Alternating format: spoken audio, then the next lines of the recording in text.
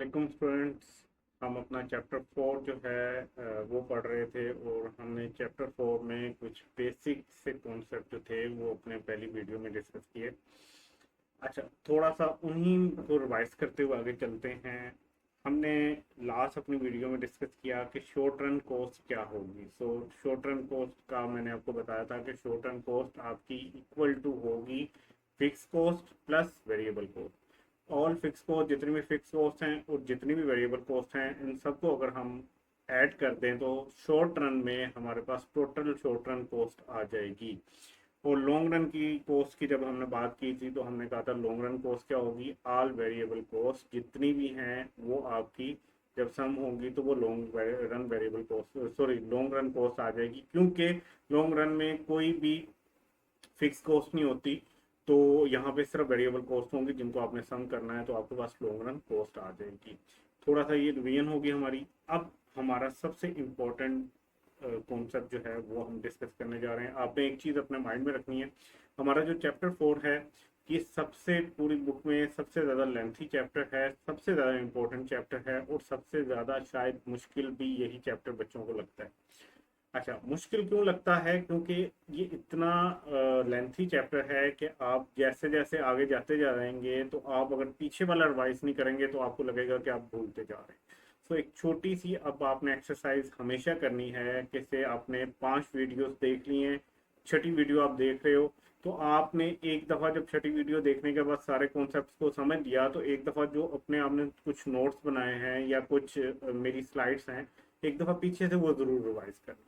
ठीक है, मैंने आपको बताया ये 5 हिस्सों में डिवाइड हुआ हुआ चैप्टर है, तो इसमें डिफरेंट कॉन्सेप्ट्स आ रहे होंगे। तो अगर आप पीछे वाला रिवाइज नहीं करोगे और पूरा चैप्टर खत्म करने के बाद एकदम पीछे देखोगे तो आपको लगेगा कि पता नहीं ये क्या हुआ है, मैंने तो पीछे पढ़े ही कुछ नहीं है या मैं भूल गया हूँ। तो आपने इसको साथ साथ रिवाइज करते जाना है। आज हम एक लॉ पढ़ने जा रहे हैं। जैसे हमने लॉ ऑफ डिमांड पढ़ा, लॉ ऑफ सप्लाई पढ़ा, ये भी एक लॉ है। ठीक है, तो ये लॉ आपको डिमांड और सप्लाई वाले लॉ से बहुत मुश्किल शायद लगे। ठीक है, क्योंकि बड़ा ही कम्प्रेहेंसिव लॉ है। तो इसको अच्छे से समझना है आपने, लॉजिकल जो है ना वो डॉट्स कनेक्ट करने हैं और उसके बाद इस लॉ को अपने माइंड में समझ के याद करना है।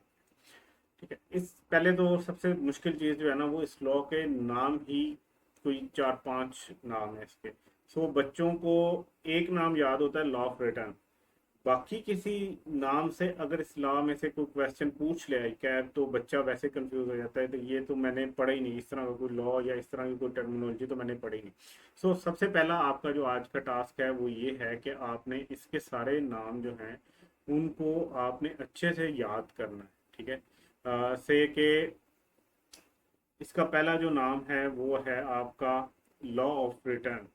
ठीक है, law of return, law of return ये हमने कल भी बात की थी। लॉ ऑफ रिटर्न का मतलब क्या है? लॉ ऑफ रिटर्न का मतलब ये है कि वो कानून जो रिटर्न्स के बारे में हमें बता रहा होगा। Return means output. ठीक है, जो हमें रिटर्न मिल रहा है, हम अगर कहीं पे कुछ इन्वेस्ट कर रहे हैं वहां से हमें कुछ रिटर्न मिलता है, कहीं पे हम कुछ इनपुट दे रहे हैं वहां से हमें कुछ आउटपुट मिलता है, उसको भी रिटर्न कहते हैं। ये लॉ ऑफ रिटर्न है, जो आपको आउटपुट मिल रहा है उसके बारे में ये लॉ बात करेगा। सेकंड इसका नाम है रिटर्न टू फैक्टर्स, ये फैक्टर प्रोडक्शंस के रिटर्न के बारे में बात कर रहा है, इसको रिटर्न फैक्टर्स भी कहते हैं। तीसरा इसका नाम है लॉ ऑफ वेरिएबल प्रोपोर्शंस। ठीक है, वेरिएबल कॉस्ट इसके अंदर होगी, डिफरेंट प्रोपोर्शंस के साथ आपको जो है ना वो वेरिएबल्स नजर आ रहे होंगे, तो वो इस वजह से इसको लॉ ऑफ वेरिएबल प्रोपोर्शंस भी कहते हैं। शॉर्ट रन प्रोडक्शन फंक्शन, हमने कल एक प्रोडक्शन फंक्शन पढ़ा था लास्ट वीडियो में। अगर हम ये आगे चलते चलें तो हमने ये प्रोडक्शन फंक्शन पढ़ा था, ये वाला। ठीक है, तो ये बेसिकली वो प्रोडक्शन फंक्शन की बात हो रही है आज के लेक्चर में, जो शॉर्ट रन का प्रोडक्शन फंक्शन होगा। ठीक है, शॉर्ट रन प्रोडक्शन फंक्शन। आपने ये सारे नाम याद रखने हैं। Number 1 law of returns, number 2 return two factors, number 3 law of variable proportions, number 4 short run production function. आपको ये सारे नाम अच्छे से याद होने चाहिए कि एक ही चीज़ के नाम। अच्छा, नेक्स्ट चलते हैं, हम बात करते हैं कि ये है क्या। शॉर्ट रन में हमने कहा था कि कोई ना कोई एक फैक्टर हमें जो है वो फिक्स रखना ही रखना है। तो तभी हम शॉर्ट रन मिलेंगे। तो आज हम शॉर्ट रन के लॉ की बात कर रहे हैं, जिसको लॉ ऑफ रिटर्न कहते हैं। तो हमें एक फैक्टर को अज्यूम करना है कि वो फिक्स रहेगा, एक वेरिएबल रहेगा। हमने फंक्शन पढ़ा था, हमने फंक्शन को सिंप्लीफाई करने के लिए हमने कहा था ये फंक्शन कुछ ऐसा होगा। या हमने बाकी दो फैक्टर प्रोडक्शन लैंड और एंटरप्रेन्योर को इग्नोर कर दिया था। तो हमने कहा सिंप्लीफाई रखने के लिए हम इसको दो ही फैक्टर प्रोडक्शंस को लेंगे, एक लेबर और एक कैपिटल। अब शॉर्ट रन में हमें एक को वेरिएबल वेरिएबल करना है और एक को हमें फिक्स करना है। सो जो आसानी से वेरी हो सकता है वो आपका लेबर होता है। आपको मजदूर आसानी से मिल जाएगा बनिस्बत इसके कि आपको रॉ मटेरियल ढूंढना पड़े, आपको बिल्डिंग ढूंढनी पड़े, आपको मशीनरी ढूंढनी पड़े, आपको कोई और चीज जो है उसमें बनाने के लिए जो चाहिए है, जो कैपिटल में फॉल कर रहे हैं, वो ढूंढनी पड़े, वो मुश्किल है। सो हम इस लॉ के अंदर अज्यूम करेंगे कि labour is only variable function और कैपिटल जो है वो फिक्स है। ठीक है, तो अब ये आपने याद रखना है। शॉर्ट रन के अंदर लॉ ऑफ रिटर्न जो है, हम जब लॉ ऑफ रिटर्न की बात करते हैं, जिसको शॉर्ट रन प्रोडक्शन फंक्शन भी कहते हैं, वो प्रोडक्शन फंक्शन ये दो फैक्टर प्रोडक्शन के ऊपर बेस करता है और उसमें से लेबर को हमने वेरिएबल रखना है, वो चेंज हो सकता है, और इसको हमने फिक्स कर देना है कैपिटल को, ये चेंज नहीं होगा। ठीक है, तो अब प्रोडक्शन फंक्शन कैसे बन गया? सेम वही प्रोडक्शन फंक्शन है जो हमने कल पढ़ा था, बट यहाँ पे हमने के को क्योंकि फिक्स रखा है तो इसके ऊपर एक हमने ये बार से लगा दी। ठीक है, इसका मतलब क्या है कि ये फिक्स है। तो डेफिनेशन इस लॉ के पढ़ते हैं। आप ये डेफिनेशन पढ़ेंगे तो आपके दिमाग की सारी बत्तियां ओपन हो जाएंगी, क्योंकि ये इसमें ऐसी टर्म्स आ रही होंगी जो अभी तक आपने समझी नहीं, बट डेफिनेशन पहले पढ़नी थी। बाकी वो जो इसमें टर्मिनोलॉजीज आ रही हैं वो हम आगे चल के डिस्कस करेंगे। ये लॉ कहता है when we apply variable factor, ठीक है, वेरिएबल फैक्टर प्रोडक्शन जो कि लेबर है, into a fix factor production जो कि कैपिटल। कहता है देखो एक मशीनरी है से एक मशीनरी या 10 मशीनरी है, उनको फिक्स कर दो, ये अब चेंज नहीं होंगी। से आसानी के लिए एक मशीनरी है आपके पास, ये अब चेंज नहीं होने वाली, ये फिक्स है।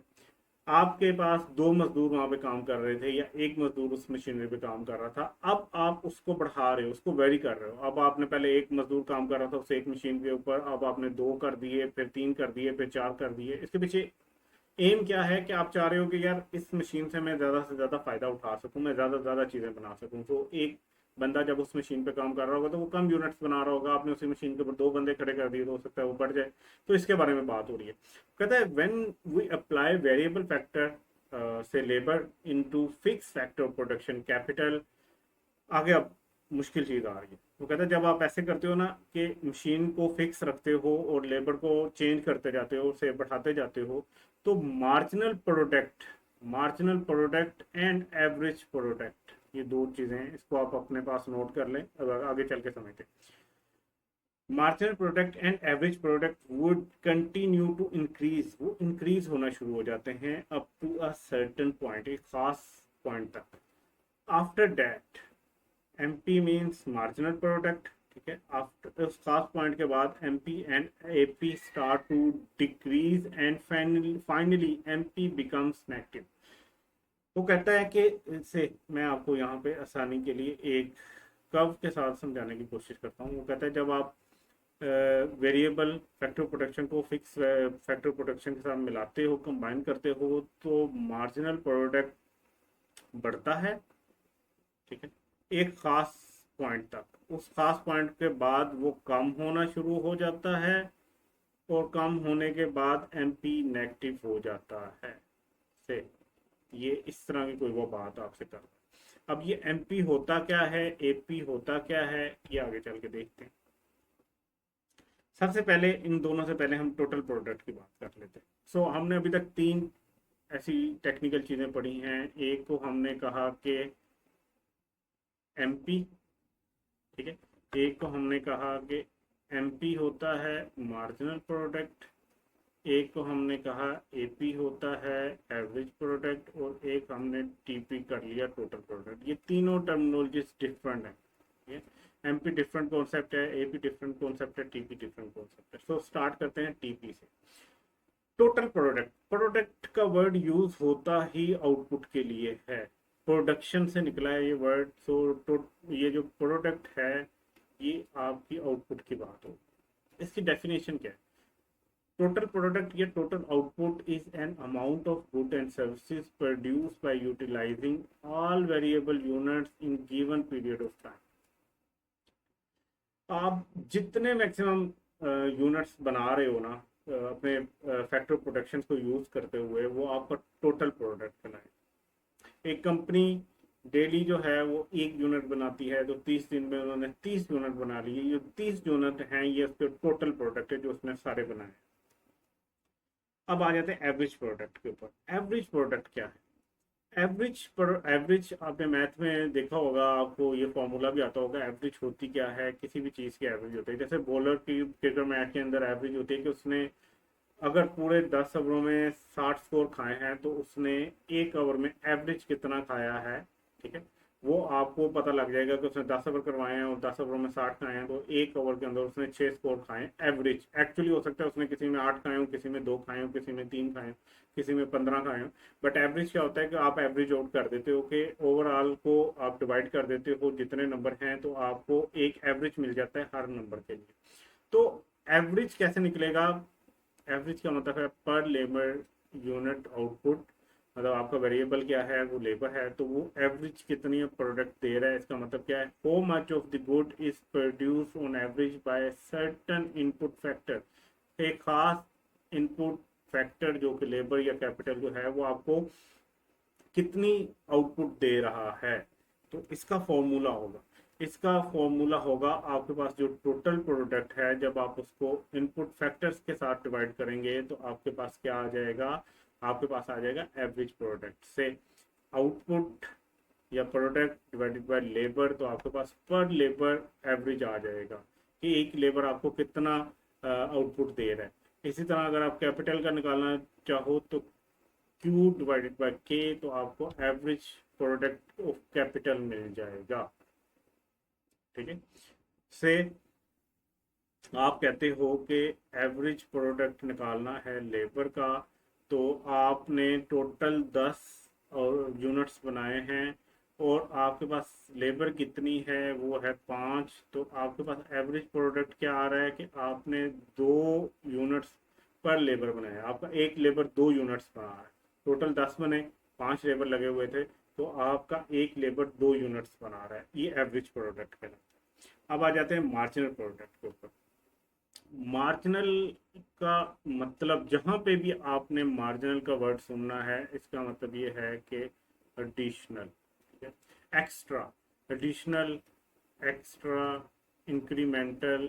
जो एक एक्स्ट्रा फर्क आ रहा है ना, वो या एक एक्स्ट्रा एडिशनल बन रहा है कुछ भी, ये मार्जिनल के, इसके लिए वर्ड यूज होता है मार्जिनल। मार्जिनल प्रोडक्ट या एमपी, इसको आपने याद रखना है। इसको हम कहते हैं slope of TP, slope of total product, derivative of total product भी कहते हैं, डेरिवेटिव भी कहते हैं। चलें आगे चलते हैं। ये आपने याद रखना है, टोटल प्रोडक्ट का स्लोप या डेरिवेटिव कौन सा है? वो आपका मार्जिनल प्रोडक्ट। मार्जिनल प्रोडक्ट होता क्या है? It is a rate of change in total product by using an extra unit of input. एक एक्स्ट्रा लेबर ऐड करने से जो आपके आउटपुट में चेंज आया है, वो क्या कहलाता है? Marginal product. दोबारा समझे, एक एक्स्ट्रा इनपुट लगाने के वजह से एक एक्स्ट्रा लेबर लगाने की वजह से आपके टोटल आउटपुट में जितना फर्क आया है, उसको हम कहेंगे मार्जिनल प्रोडक्ट। तो it's marginal product express the contribution of an additional input factor to the total product.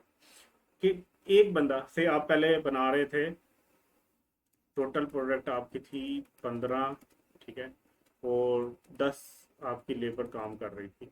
आपने लेबर को 11 कर दिया, आपकी टोटल प्रोडक्ट जो है वो अब 20 हो गई। तो ये जो एक्स्ट्रा आपने 5 यूनिट्स बनाए हैं, ये बेसिकली क्या है? मार्जिनल। कि एक एक्स्ट्रा यूनिट ऐड करने पे 10 से आप 11 पे गए हैं, 10 लेबर से आपने एक बढ़ाया 11 पे, तो जो एडिशनल आया है आपके पास, एडिशनल आउटपुट आया है जो एक ऐड करने की वजह से या एडिशनल इनपुट लगाने की वजह से, इसको मार्जिनल प्रोडक्ट कहते हैं। ठीक है, तो एमपी क्या होगा? Change in total product over change in input factor. Input factor क्या है? फैक्टर ऑफ प्रोडक्शन की बात हो रही है। अब अगर हम ये लेबर की बात कर लें, तो एमपी लेबर के लिए क्या होगी, एमपी लेबर के लिए होगी जो आपका चेंज इन आउटपुट आया है divided by change in labour, ठीक है। तो change in total total product over change in labour input. और सेम यही अगर हम बात करें आपके कैपिटल के लिए, तो आपका एमपी ये के है, ठीक है। एमपी कैपिटल के लिए क्या होगा, change in Q over change in आपके जो आपका कैपिटल है उसमें, ठीक है। सो ये आपके पास तीनों की डेफिनेशन आ गई। अब जरा टेबल से इसको समझते हैं तो आसानी रहेगी। हम ले लेते हैं एक फिक्स फैक्टर प्रोडक्शन, ठीक है, जो कि हमारा कैपिटल है। फिर एक ले लेते हैं वेरिएबल फैक्टर प्रोडक्शन जो कि हमारा लेबर है। फिर हम यहाँ से टोटल प्रोडक्ट टीपी निकालेंगे, ठीक है। फिर यहाँ से मार्जिन प्रोडक्ट निकालेंगे, ठीक है, वो हमारा एमपी होगा। फिर हम यहाँ से एवरेज प्रोडक्ट निकालेंगे जिसको एपी कहते हैं। और फिर हमारे पास इसकी डिफरेंट स्टेजेस आ जाएंगी इस लॉ ऑफ रिटर्न की, जो हम साथ साथ देखते जाएंगे, ठीक है। सो पहले हमने क्या किया कि हमने जो फिक्स फैक्टर प्रोडक्शन है इसको तो चेंज नहीं करना। सो हमने कहा एक प्लांट है हमारे पास, एक कैपिटल है, वही हमने फिक्स रखना है। हमने कहा हम अगर ऐसे करें कि लेबर पहले, ये खाली एक हमारे पास प्लांट था, एक मशीन थी, इसके ऊपर हमारे पास लेबर जो था वो कोई भी नहीं था, तो क्या हो रहा था, हम कुछ भी नहीं बना पा रहे थे, ठीक है। खाली मशीन खड़ी हो, आपके पास लेबर ना हो तो आप कुछ भी नहीं बना सकोगे, ठीक है। तो पहले लेवल के ऊपर ये जीरो था। पहले लेवल के ऊपर आप एमपी अगर देखना तो एमपी हमारा क्या होता था, चेंज इन चेंज, यहाँ पे लिख लेते हैं एमपी हमारा इक्वल टू है change in total product over change in labour. तो यहाँ पे तो देखें आपका ये 0 0 है, तो हम यहाँ पे एमपी कैलकुलेट नहीं कर पाएंगे। एवरेज निकालने की कोशिश करते हैं। एवरेज का फॉर्मूला क्या था, एवरेज का फॉर्मूला हमारे पास ये वाला था, total product over total labour. तो एवरेज निकल आती थी, तो यहाँ पे लेबर 0 है तो 0 ही रहेगी। तो ये पहली स्टेज है। अच्छा, ये होने के बाद हमने, क्योंकि इसको तो फिक्स रखना है, सेकंड हमने फिर उसको मशीन एक ही रखी, हमने उस मशीन के ऊपर एक लेबर लगा दिया। ये जब लेबर लगाया ना, तो हमें टोटल प्रोडक्ट इस लेबर ने 2 यूनिट्स बना के दे दिया। एक मशीन थी, एक उसके ऊपर लेबर काम करने लग गया, 2 उसने यूनिट्स बना दिए। पहले देखें एक मशीन थी, कोई लेबर नहीं था, तो कोई यूनिट नहीं बन रहा, ठीक है। मशीन खुद से खुद ब खुद तो नहीं बनाएगी, एक लेबर लगाने के बाद उसने 2 यूनिट्स बना दी। अब इस 2 यूनिट्स के ऊपर ये जो 2 यूनिट्स बने, आपके पास टीपी आ गया, तो अब आपने मार्जिनल प्रोडक्ट निकालना है। मार्जिनल प्रोडक्ट कैसे निकालते थे, change in total product over change in labour. तो अभी देख लेते हैं। सबसे पहले तो हम, ये मैं इस स्टेज की बात कर रहा हूँ, यहाँ पे जो कैलकुलेशन करने जा रहा हूँ, बाकी कैलकुलेशन आप खुद इस टेबल की कीजिएगा। मैं एमपी निकालने जा रहा हूँ, तो एमपी मैंने निकालना है change in total product. Total product अब क्या हो गई है, 2, पहले क्या थी 0, तो यहाँ पे मुझे चेंज मिल जाएगी। और लेबर पहले कितना था, लेबर पहले कोई नहीं था, अब एक लेबर लगाई है, तो आपके पास एमपी आ जाएगी 2/1 इज इक्वल टू 2, ठीक है, ठीक है। तो ये आपके पास एमपी निकल आई है। एमपी निकालने के बाद हम एवरेज पे आ जाते हैं, सॉरी एवरेज पे आ जाते हैं यहाँ पे। तो एवरेज का आपको पता है कि क्या फार्मूला है, एवरेज का फार्मूला है total product over total labour. Total product हमारे पास 2 आई है, डिवाइड कर दें टोटल लेबर जो यहाँ पे है वो ये वाला 1, तो आपके पास आंसर 2 आ जाए। अच्छा, फिर हमने इसको तो फिक्स ही रखना है, ये मशीन भी फिक्स रही, हमने लेबर बढ़ा दी, 2 कर दी, 1 से 2 पे ले गए, एक और एक्स्ट्रा लेबर हायर कर ली। अब आपको जो टोटल प्रोडक्ट मिला वो मिला 6, ठीक है। एक बंदा उस मशीन के ऊपर 2 यूनिट्स बना रहा था, 2 बंदे जब आए तो मिलके उन्होंने 6 यूनिट्स बना दिए, टोटल प्रोडक्ट 6 आ गए। अब यहाँ पे एमपी कैलकुलेट करो। एमपी कैलकुलेट करने का फॉर्मूला मैंने आपको ये ऊपर बता दिया है। तो यहाँ पे एमपी जब मैं कैलकुलेट करूँगा, तो टोटल प्रोडक्ट मेरे पास है 6 माइनस 2 ओवर 2 माइनस 1, तो आपके पास आंसर 4 आएगा। कि 2 लोग हैं, ठीक है, और ये 6 यूनिट बना रहे हैं, तो उन्होंने एक्स्ट्रा कितना ऐड किया, आप यहाँ से भी दे सकते हैं, 6 माइनस 2, एडिशनल कितने बनाए, 4 यूनिट्स, ठीक है। वही 4 यूनिट्स यहाँ पे मार्जिन प्रोडक्ट आपको दिखा रहा हूँ। अच्छा, अब इसकी एवरेज निकाल लेते हैं। तो एवरेज क्या कैसे निकलेगी? एवरेज का सिंपल है, टोटल प्रोडक्ट है आपके पास 6, ठीक है, और आपके पास टोटल लेबर कितनी है 2, तो आंसर कितना आ गया 3। सो फिर नेक्स्ट हमने क्या किया, एक लेबर और बढ़ा। एक लेबर बढ़ाने से हमारे पास अब प्रोडक्ट आ गई 12 की, टोटल आउटपुट आने लग गया 12। एक बंदा 2 यूनिट बना रहा था, दो मिलके 6 बना रहे थे, 3 लोगों ने मिलके 12 यूनिट्स बना। अब यहाँ पे एमपी निकालो। एमपी निकालने का फॉर्मूला मैंने आपको बताया है कि आपने चेंज निकालनी है पहले टोटल प्रोडक्ट में। तो अब 12 है, पहले 6 थी, तो ये आपके पास चेंज कितने की आ गई 6 की। इसको डिवाइड कर दो लेबर के साथ, तो लेबर 3 हो गया है, पहले 2 था। इनके अंदर कितना डिफरेंस है 1, तो आंसर आ गया 6, ठीक है। तो आपकी मार्जिनल प्रोडक्ट एक्चुअली क्या है, वो 6 की आ रही है। एडिशनल आप जो प्रोडक्शन कर रहे हैं वो 6 की कर रहे हैं, वो यहाँ से भी चेक की जा सकती है।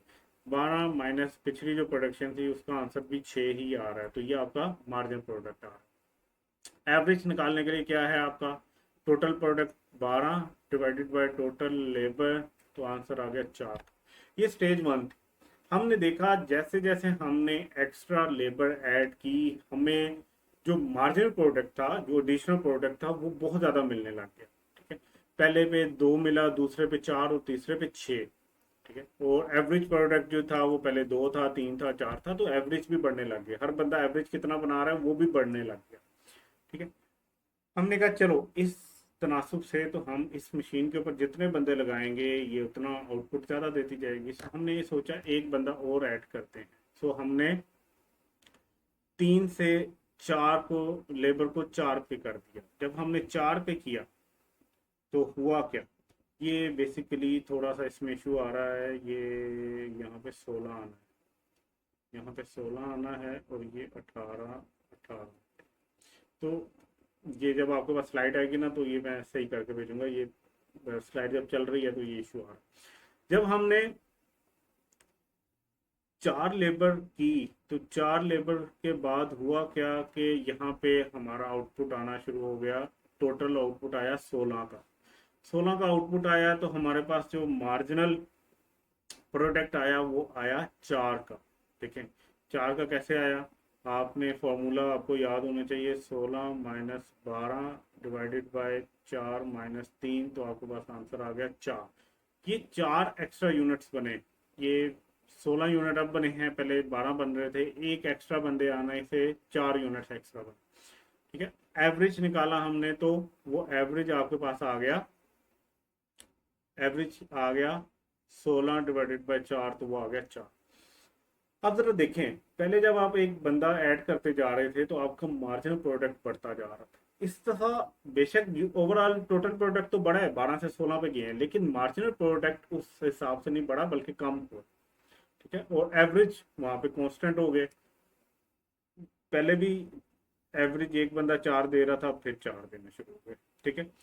फिर हमने क्या किया, हमने एक और बंदा ऐड किया, तो हमारे पास जो टोटल प्रोडक्ट आया वो 18 आया।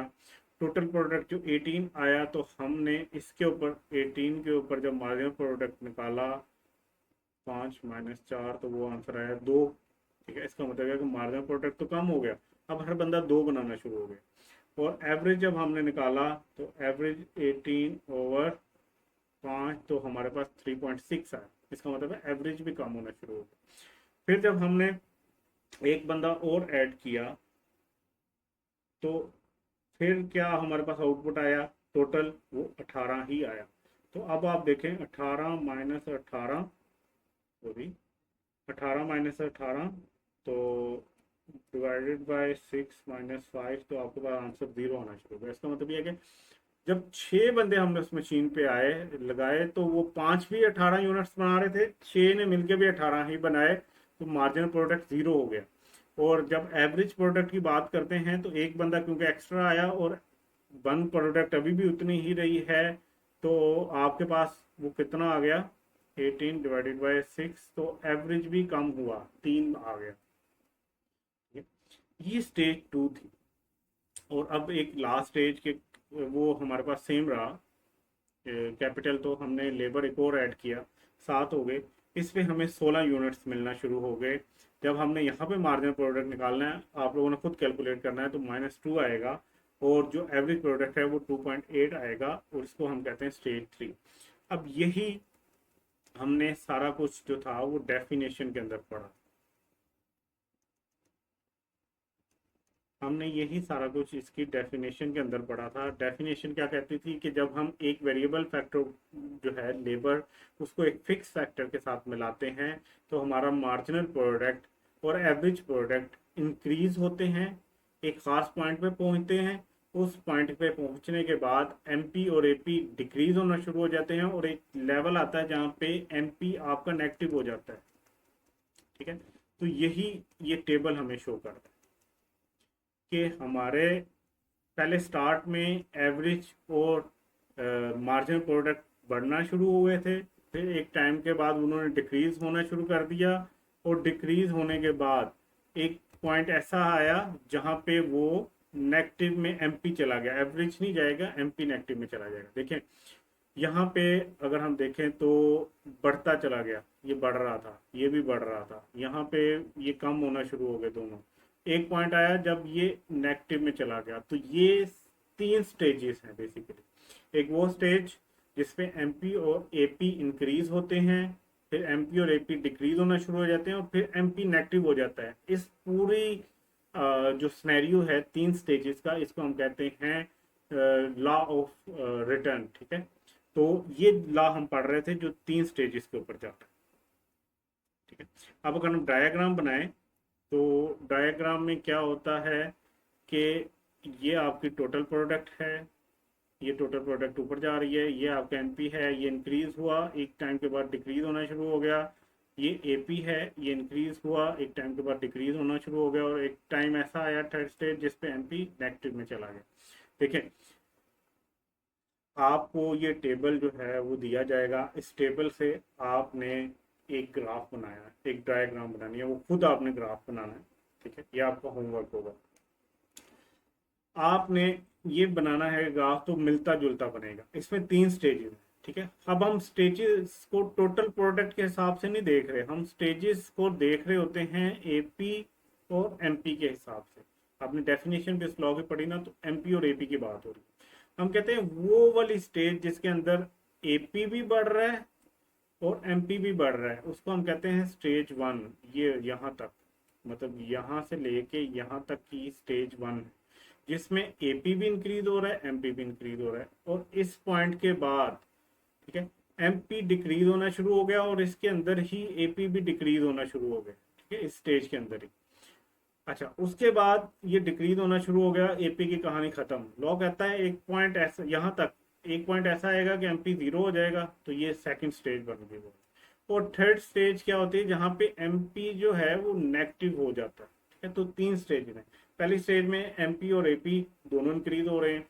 ठीक है, दूसरी स्टेज में एमपी तो फौरन से डिक्रीज होना शुरू हो गया इस पीक पॉइंट के बाद ही, जहाँ पे ये पीक पॉइंट इसका आता है ना, वहां तक स्टेज 1 रहती है। इस पीक पॉइंट के बाद ही एमपी डिक्रीज होना शुरू हो गया, एपी थोड़ा सा इंक्रीज हुआ। ठीक है, यहाँ पे कांस्टेंट होने के बाद वो भी डिक्रीज होना शुरू हो गया सेकंड स्टेज के अंदर। ये सेकंड स्टेज कहाँ से स्टार्ट हुई थी, जहाँ पे एमपी अपने मैक्सिमम लेवल पे पहुंचा था और यहाँ ये एंड हुई, वहां पे ये 0 हो गया था। ठीक है, 0 हो गया। ठीक है, ये सेकंड स्टेज थी, यहाँ से लेके यहाँ तक। और थर्ड स्टेज कौन सी है, जिसमें एमपी जो है वो नेगेटिव में चला गया, एपी यहाँ पे भी डिक्रीज होगा।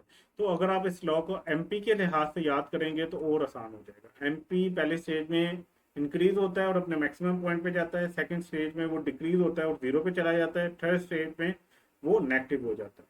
ठीक है, एपी की बात करेंगे तो एपी जो है वो पहली स्टेज में इंक्रीज हो रहा है, दूसरी में जाके एक पॉइंट पे कांस्टेंट होने के बाद डिक्रीज होना शुरू हो जाता है और थर्ड में डिक्रीज हो रहा होता है लेकिन नेगेटिव नहीं होता। और अगर इन तीनों स्टेजेस को टीपी के लिहाज से देखें तो टीपी पहले बहुत तेजी से बढ़ रहा था पहली स्टेज में, सेकंड स्टेज में वो बढ़ रहा है लेकिन कम, इतनी ज़्यादा स्पीड से नहीं बढ़ रहा, वो उसकी स्पीड ज़रा बढ़ने कम हुई है और लास्ट स्टेज में वो भी डिक्रीज होना शुरू हो गए। सो कंक्लूजन क्या है कि जो एक प्रोड्यूसर होता है ना, वो डिसीजन मेकिंग कर रहा होता है अपनी एमपी और एपी को देख के। ठीक है, तो वो कंटिन्यू करेगा, जहां पे एमपी पॉजिटिव रहता है उस पॉइंट तक वो प्रोडक्शन करेगा, इस पॉइंट के बाद वो प्रोडक्शन करना छोड़ देगा। ये क्यों हुआ?